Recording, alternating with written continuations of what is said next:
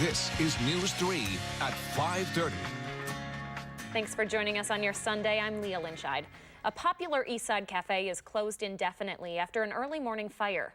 Crews were called to the Chocolatarian just before 6 to find it filled with smoke already. Our Brittany Paris explains why residents say it's a big loss for their neighborhood. WISC News 3.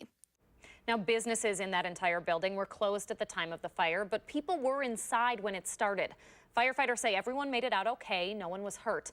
They're still investigating the cause. New tonight, a 26-year-old is facing drunk driving charges after police say he hit a light pole, a median sign, and nearly a house.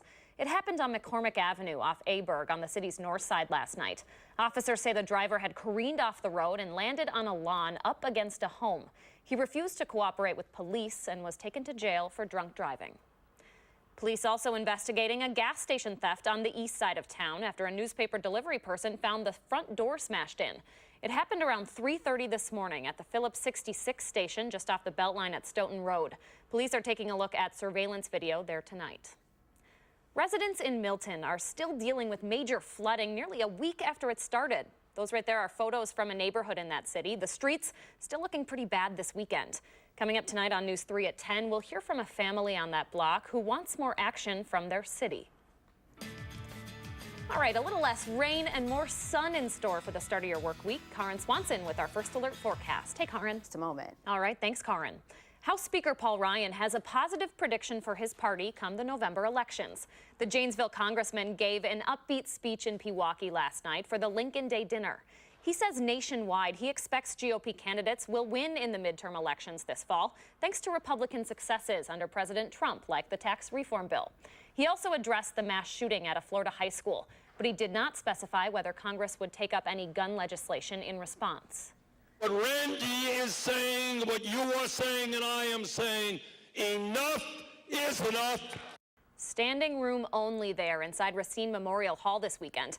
That's where former presidential candidate Bernie Sanders energized the crowd for Randy Bryce. The Democratic congressional hopeful wants to unseat Paul Ryan in the next election. Along with stumping for Bryce, Sanders also talked about universal health care, free college, and a living wage for working families. In the northern part of the state, businesses are hoping to put retirees back to work.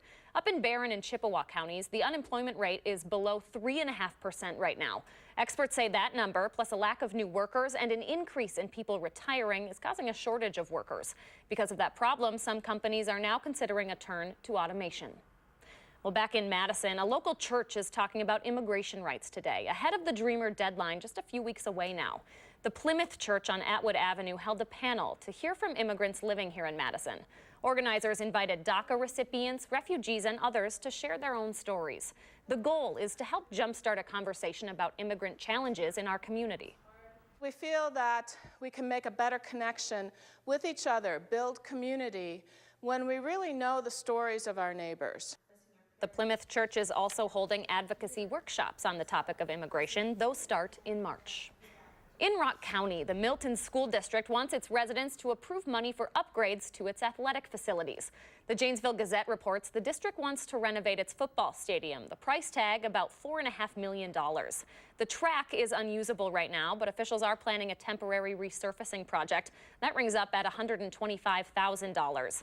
And the pool might be leaking while its deck is sinking. That fix would cost upwards of $900,000.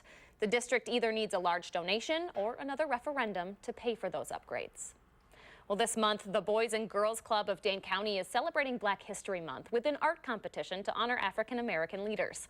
Students researched influential Black figures and created their portraits. They're all on display here in Madison at 3 U.S. cellular stores. The project helps kids learn more about American history and get inspired. It's about art, right? It's about their artistic values, but it's also about them communicating and just being vibrant about who are some of the creative, the outstanding visionary leaders that stand before us. Community members can vote for winners through the end of February. Go visit those paintings at the U.S. Cellular stores in the Easttown Mall, on Junction Road, and in Fitchburg. Well, still ahead on News 3 this Sunday, Consumer Reports takes a deeper look at concussions and what you should be looking out for during this spring sports season. That's when we return.